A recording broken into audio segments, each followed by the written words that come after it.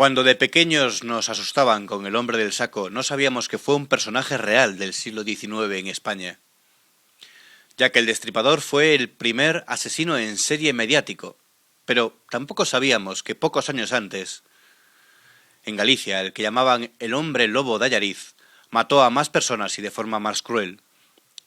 Estas son solo algunas de las historias que nos cuenta Yanir Rámila en su nuevo libro Depredadores Humanos, pero además, Yanir analiza y profundiza en cómo piensan, qué sienten y cómo actúan los asesinos en serie. Hoy en Periodista Digital hablamos con la autora del último libro de la Biblioteca del Crimen, dirigida por Paco Pérez Avellán, que nos pone de manifiesto cuál es uno de los retos de nuestra sociedad para este siglo XXI.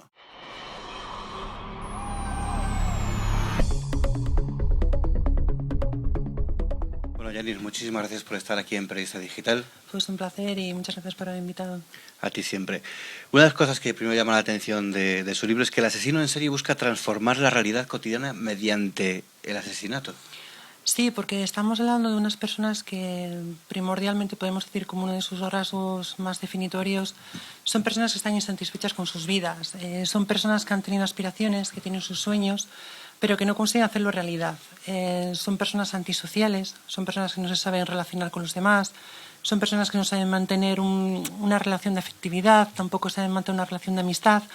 Entonces, todo eso les lleva a una profunda insatisfacción. Y la única forma que entienden ellos de conseguir esos sueños, de conseguir esos deseos que tienen es cambiar la realidad. Claro, en su caso, cambiar la realidad significa moldarla a sus gustos. Y para ello, para ello transigen las normas y para ello tienen que matar. Y dice que hay un detonante en la vida de todo asesino en serie, que hay una fase de preparación previa, incluso de ensayo, hay un detonante. Sí, está muy estudiado el mundo de los asesinos seriales. Entonces, hay diversos investigadores que hablan de 4 fases. Hay otros incluso que las amplían hasta 9. Pero principalmente podemos decir que es la fase de la ensoñación, en la cual el asesino en serie se formula sus ideas, se formula sus sueños. Yo quiero conseguir a esta persona, yo quiero tener esta satisfacción. Hay una segunda fase, que es la fase de ensayo, en la cual el futuro asesino no llega todavía a matar, pero sí empieza a realizar algunas actividades que luego se van a mostrar claves para cometer un asesinato. Pues, por ejemplo, a lo mejor intenta secuestrar a alguien, empieza a espiar a sus vecinas o a sus vecinos, depende de cuál sea la víctima escogida, por las ventanas. Quizá incluso hay muchos casos de asesinos o futuros asesinos seriales que maltratan animales. Una tercera fase ya es la del crimen en sí mismo. El asesino comete ya su primer crimen y a partir de ahí ya va cometiendo los sucesivos. Y una cuarta fase, que es la que llega después del crimen, que es todo lo que sucede a ese hecho. Se oculta el cadáver, si sigue por los medios de comunicación las investigaciones de la policía, si participa en la búsqueda de la persona si ésta está desaparecida.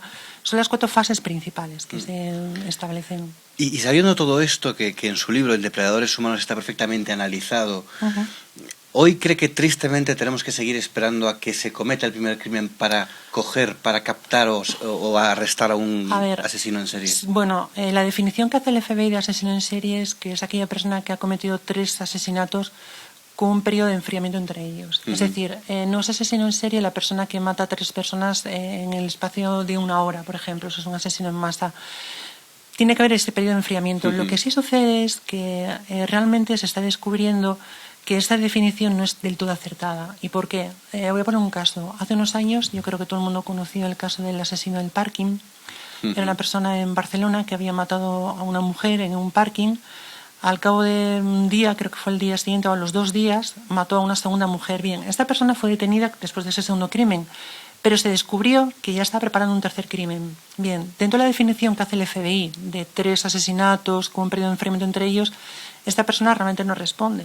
Pero está claro que esta persona era un asesino en serie. Tenía ya el tercero calibrado. Claro, lo tenía preparado y estaba seguro que iba a cometer un cuarto y un quinto. Pero sabiendo que se comportan de una manera muy peculiar, y en el libro lo cuenta antes de cometer el asesinato, claro, no sé si se podría de alguna forma legal o policial detener a alguien, ¿no? Quería usted, es que... Ya. Sí, lo que pasa es que con el mundo de los asesinos seriales realmente estamos, podemos decir, en volandas. Un poco la intención de este libro era reflejar lo poco y a la vez también lo que sabemos. Hay un autor canadiense, Eliot Layton, yo le cito en el libro, que es uno de los grandes expertos de asesinos seriales del mundo, Y él dice que basta con leer un libro de asesinos seriales para saber todo lo que conocemos hasta el momento de ellos. Es cierto hasta cierto punto, no es cierto hasta cierto punto, pero yo creo que son palabras que demuestran muy bien que realmente estamos ante un tipo de criminalidad que, por así decirlo, todavía no estamos preparados para afrontarlo. Y no estamos preparados porque hasta hace escasamente muy pocos años en España no se le ha hecho especialmente caso. No sé que en Estados Unidos, que sí se lleva ya medio siglo estudiándolos, pero en otros países, especialmente los que son de la orbe latina, son unos criminales que, por ejemplo, no sabemos todavía ni cómo actúan, ni cómo piensan muchos de ellos, ni siquiera tampoco sabemos qué hacer con ellos cuando han sido detenidos. Aquí en España, durante la dictadura y primeros años de democracia, sencillamente no existían los crímenes en serie. Claro, no quiere decir que no se cometieran. Claro, eso es, se les ha definido de muchas formas, pero realmente tampoco se les ha tratado como asesinos seriales. Podríamos decir que quizá el primer caso, el que ya está reconocido ampliamente, que los medios de comunicación no tienen ninguna dificultad en mencionarle como tal, es el celador de Lot. Si se demuestra finalmente, por supuesto, que ha cometido los crímenes, aunque él, desde luego, los ha reconocido. Pero hasta entonces, el asesino de La Baraja, el asesino de ancianas de Santander, el matamendigos... ¿Tony King se podría incorporar en esta...? Tony King se le podría incorporar de la misma forma en lo que hemos hablado del asesino del parking. Cometió dos crímenes, está claro que podría haber cometido un tercero si se lo hubiese dejado, pero tenemos ahí la duda. Y precisamente es esa duda, podríamos decir, lo que se ampara muchos de esos criminales o los abogados que defienden a estos criminales para después conseguir unas penas más benignas. Claro. Amparándose en que realmente no estamos ante un asesino en serie todavía porque no ha cometido esa tercera víctima. Entonces tenemos un vacío legal que desde luego los políticos van a tener que legislarlo en el futuro. De hecho, al final de su libro pone esos deberes o eso para la sociedad. Dice, los enemigos en los asesinatos en serie son los criminales, pero también menciona cierta falta de conciencia en las instituciones y la cobardía de los políticos menciona. Claro, porque realmente no es un caso único. El sistema penal realmente necesita de una revisión, necesita de una actualización en muchas leyes, en muchos términos. Y la figura asesino en serie no está reflejada realmente como tal. En otros países ya se está hablando de qué hacer con ellos, porque hay una estadística que dice que cerca del 80% de los criminales seriales reinciden, igual que los violadores en serie. Funciona más o menos de un modo similar. Bien, en España realmente no tenemos todavía un debate abierto sobre qué hacer con ese tipo de criminales, porque claro, los encerramos, cumplen su condena. Tenemos un 80% de probabilidades de que van a volver a reincidir, pero sin embargo las leyes nos dicen que una vez han cumplido su condena tenemos que sacarles de la cárcel. ¿Qué hacemos? ¿Qué es lo que prima? ¿El interés de la sociedad o el interés de esa persona basándonos en lo que dicen las leyes, que hasta el momento es lo que se está haciendo? Entonces realmente los políticos van a tener que ser muy valientes, van a tener que legislar profundamente, porque un gran problema que tenemos es que no estamos hablando de locos. Son personas que saben perfectamente lo que hacen, saben que cuando ellos cometen un asesinato están transgrediendo las leyes y saben que si son detenidos pues se arriesgan a penas de cárcel.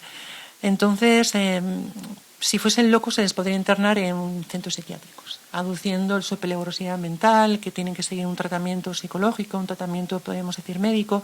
Sin embargo, cuando una persona no está mentalmente enferma y es cabal, no se le puede retener.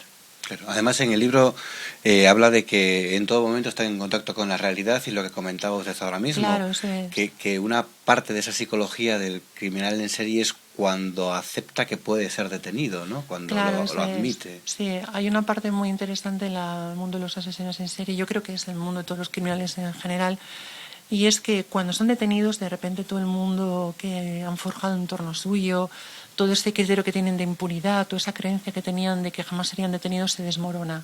Y es el instante en el que dicen los estudiosos, las personas que han conversado con ellos, que es cuando realmente conocemos a la persona como es. Es decir, el asesino en serie se distingue principalmente en que son personas mentirosas, en que son personas camaleónicas, van a adaptarse a las circunstancias para extraer lo que ellos quieren, ¿no? Pero en ese instante desaparece todo eso. Ahí desaparece la máscara, ¿no? Claro, eso es. Porque pone un poco los pelos de punta que comenta en el libro que suelen ser personas afables, de buena conversación, bueno, hay un incluso poco de agradables, todo. ¿no? Hay un poco de todo. Yo lo que quiero un poco también es desmitificar esa figura asesino en serie que nos han dado los medios de comunicación y sobre todo el cine. Vemos películas como El silencio de los corderos. Que es un ser tremendamente inteligente. Claro, es inteligente, es seductor, es una persona muy culta, es una persona que ha sido detenida pero porque ha cometido un fallo ínfimo. Vemos la película de Seven, de otro asesino en serie, que también lleva a los policías por donde quiere, y realmente la película es muy descorazonadora porque realmente él al final consigue aquello que él ha buscado. Gana el malo, ¿no? Claro, en esa película, claro. Pero realmente podríamos decir que el 90% de los asesinos en serie no son así. Hemos comenzado esta charla diciendo que son personas inadaptadas. Si vemos un poco su trayectoria personal, podemos ver que algunos de ellos sí están casados, pero realmente son matrimonios que son insatisfactorios. Algunos han tenido hijos, pero realmente no han tenido una relación buena con los hijos. Son personas que sus sentimientos son falsos. Es decir, cuando alguien puede decir, un asesino en serie, puede decir que ama a alguien, no es verdad, realmente no le está amando. Lo que son unos sentimientos vacíos. Cuando se profundiza un poco más en estas personas, se descubre que no tienen nada realmente. Lo único que buscan es el egoísmo y la satisfacción propia. También hay que hacer una distinción muy importante, y es la de los psicópatas y los psicóticos. Dice que hay un 90 y 10%. Sí, es la que engloba, por así decirlo, casi el 100% de todos los asesinos seriales. Y los psicópatas son las personas de las que estamos hablando ahora mismo.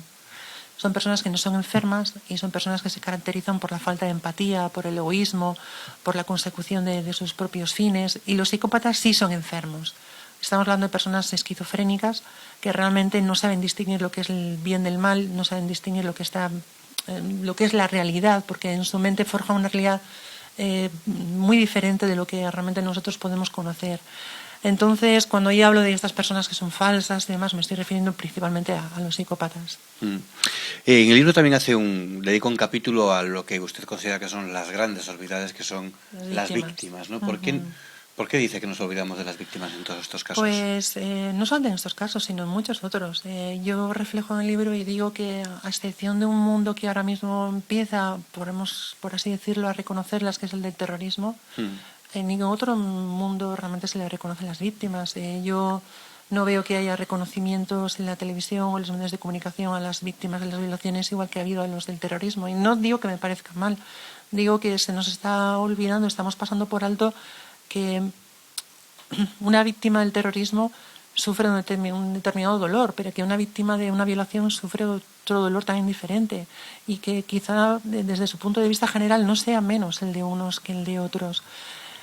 Cuando hablamos de asesinos seriales siempre decimos tal persona, podemos decir Jeffrey Dahmer mató a 24 personas, Andrei Chikatilo mató a 50, se cree que pudo matar a 80. Reducimos las víctimas a un número, pero no hablamos de ellas. De ellas, claro, porque de hecho dice, en televisión ocurre que se han llegado a pagar contratos millonarios para asesinos que cuenten su caso, ¿no? Y eso lo denuncia como algo terrible.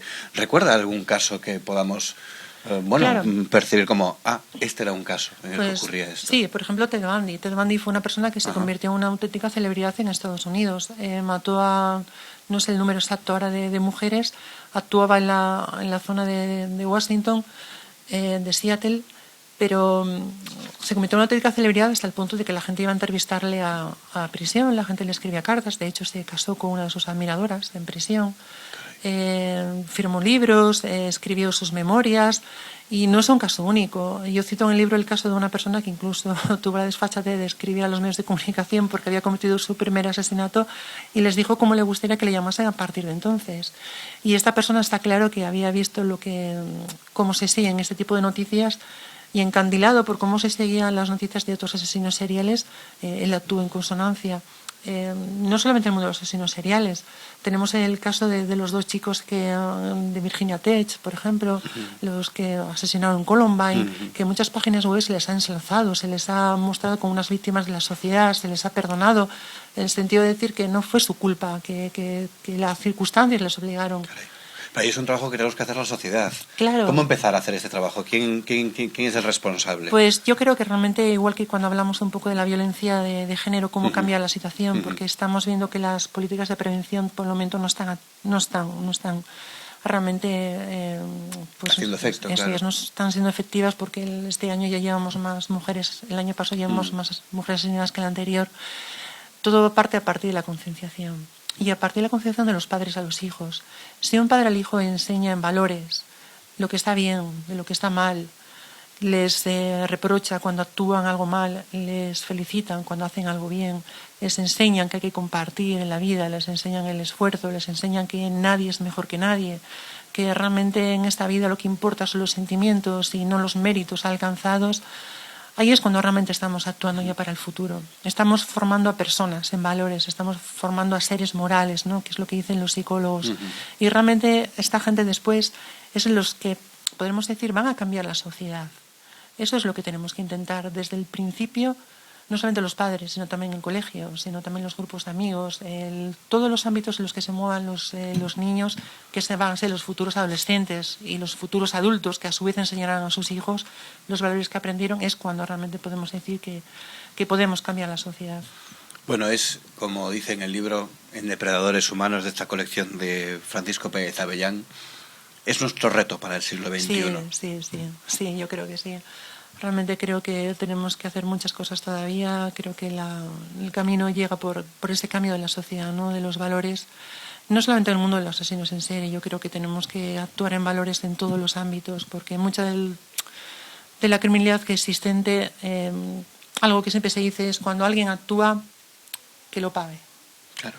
Pero también está claro que cuando alguien actúa hay que ver también las circunstancias que le han llevado a actuar a esa persona. Y tenemos que atajar esas notas previas que ha habido, saber por qué las personas cometen crímenes y saber si en otras circunstancias los hubiesen cometido o no los hubiesen cometido. Y entonces yo creo que ese es el gran reto para este siglo. Bueno, pues ese camino lo podemos empezar con este libro de la Biblioteca del Crimen, Depredadores Humanos. Janine, muchísimas gracias por estar con nosotros. A vosotros cuando queráis.